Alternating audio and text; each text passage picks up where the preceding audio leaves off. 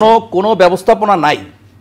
যদি ব্যবস্থাপনা থাকতো তাহলে আজকে বাংলাদেশের স্পোর্টসের এই অবস্থা কিন্তু হতো না।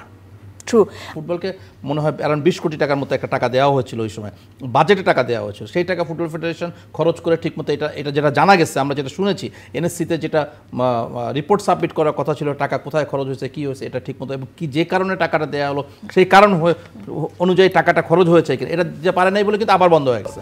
ফিফার গাইডলাইনের ব্যত্যয় ঘটিয়ে ফুটবল ফেডারেশনের নির্বাচনে রাজনৈতিক প্রভাব ও হস্তক্ষেপ।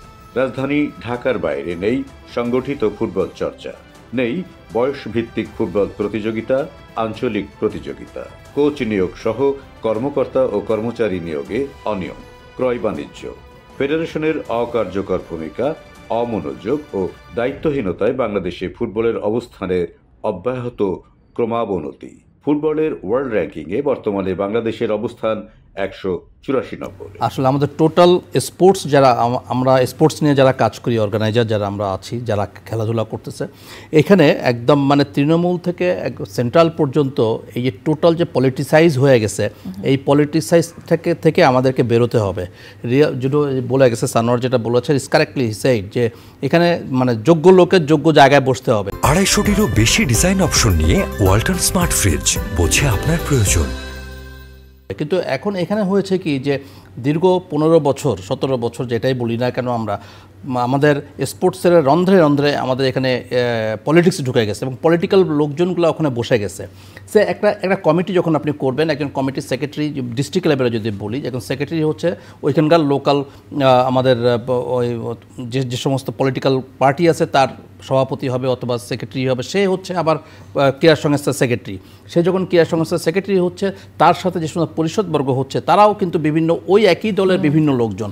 তাহলে কি হচ্ছে যে আপনার রিয়েল যে যারা অর্গানাইজার তারা কিন্তু বাদ পড়ে যাচ্ছে। যখনই বাদ পড়ে যাচ্ছে তখন কিন্তু ওই যে তার যে দায়িত্বটা আছে ওই ডিস্ট্রিক্টের খেলাধুলা বিভিন্ন ডিসিপ্লিনের যে সমস্ত স্পোর্টসগুলোকে অর্গানাইজ করতে হবে, খেলতে হবে, এবং তৃণমূল পর্যায়ে যদি আমাদেরকে প্লেয়ারদেরকে যদি আমরা না উঠায় নিয়ে আসি তাহলে এগুলো কাজগুলো হবে না।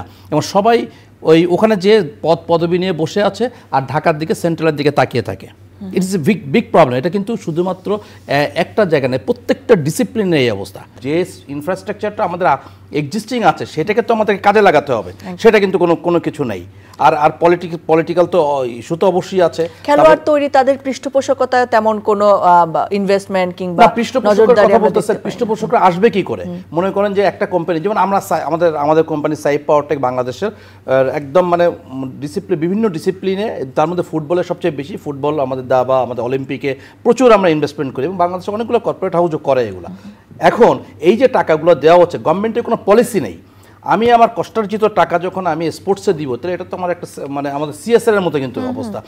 আমি একটা নেশনকে সার্ভিস দিচ্ছি, তাহলে এই টাকার উপরে ট্যাক্সটা আমাকে মৌকুফ হতে হবে, তা কিন্তু হচ্ছে না। আমি টাকা দিচ্ছি, এই টাকার উপরে আমার পুরো ট্যাক্স দিতে চাই, সব কিছু দিতে চাই, তাহলে আমার ট্যাক্স পেইড মানে হিউজ ট্যাক্স আমাদেরকে পেমেন্ট করতে হবে। সর্বোপরি একটা ব্যবস্থাপনা একটা বড় গ্যাপ রয়ে গিয়েছে। কোনো ব্যবস্থাপনা নাই। যদি ব্যবস্থাপনা থাকতো তাহলে আজকে বাংলাদেশের স্পোর্টসের এই অবস্থা কিন্তু হতো না। ট্রু। ফুটবল নিয়ে আমরা কিন্তু আশার যে ছোট বাতি সেটা প্রায় দেখতে পাই। আমাদের নারী ফুটবলে আমাদের মেয়েরা ভীষণ ভালো করছেন, তবে তারপরেও বাংলাদেশে কি ফুটবলের জনপ্রিয়তা, আমাদের দেশীয় ফুটবল, আমরা বিশ্বকাপে দেখি যে আমাদের অনেক উন্মাদনা ফুটবলকে নিয়ে, কিন্তু আমাদের দেশের টিমকে নিয়ে আমাদের স্বপ্ন বা উচ্ছ্বাস কি হারিয়ে যাচ্ছে কিনা দিনে দিনে? আপনি কি মনে করেন? আমাদের দেশের ফুটবলটা আসলে গত 17 বছরে একদম মানে মাটির সাথে মিশিয়ে দেওয়া হয়েছে। তার মেজর কারণ হচ্ছে এই পলিটিক্স। এই পলিটিসাইজ করে ফুটবল ফেডারেশনের যারা ব্যক্তি বসে আছেন, তারা নিজস্ব বিভিন্ন প্রভাব খাটিয়ে, সরকারের প্রভাব খাটিয়ে তারা দিনের পর দিন 16টা বছর তারা এই ফুটবল ফেডারেশনকে রুল করতেছেন। 2008-এ হচ্ছে যিনি বর্তমান প্রেসিডেন্টের কথা যদি আমি বলি, 2008-এ কিন্তু উনি প্রেসিডেন্ট হয়ে, আমি ওনার প্রতি সম্মান রেখে বলি, 2008-এ উনি ফুটবল ফেডারেশনের প্রেসিডেন্ট হয়েছেন। তখন ফুটবলের র্যাঙ্কিং ছিল 150-60-এর কাছাকাছি। আজকে আমাদের এই 2024-এ যদি আমি চলে আসি, আমাদের ফুটবল র্যাঙ্কিং অ্যারাউন্ড 182-84-র মধ্যে চলে গেল। এবং এই এই কমিটির বেশিরভাগ লোক কিন্তু এই সেই 2008 থেকে এখনো পর্যন্ত আছে। তার মধ্যে যারা এটার সাথে মানে আপনার কপ করতে পারেনি তারা চলে আসছে, তারা এখন রিজাইন করেছে, তাদেরকে বের করে দেওয়া হয়েছে, হিউমিলেট করা হয়েছে, অনেক কিছু করা হয়েছে। এবং নির্বাচনেও কিন্তু প্রপার নির্বাচনও কিন্তু ঠিকমতো যে প্রতিদ্বন্দ্বী দাঁড়ানোর মতো অবস্থা কিন্তু ওনারা রাখতে পারে নাই। আচ্ছা, এখানে জবাবদিহিতার কোনো নীতি রয়েছে যে কেন তিনি দীর্ঘদিন থাকার পরেও এরকম পিছিয়ে? জবাবদিহি হচ্ছে, কে জবাবদিহি করবে? আপনি যখন কথা বলতে যাবেন আপনাকে তো জেলে নিয়ে যাবে, আপনার ব্যবসা বাণিজ্য বন্ধ করে দিবে, তাহলে আপনি কারো কাছে জবাব চেতে পারবেন না। আমরা কার কাছে জবাব চাইব? আমি আমার কথা বলি, আমাদের উদ্দেশ্য ছিল ফুটবলকে ডেভেলপমেন্ট করা।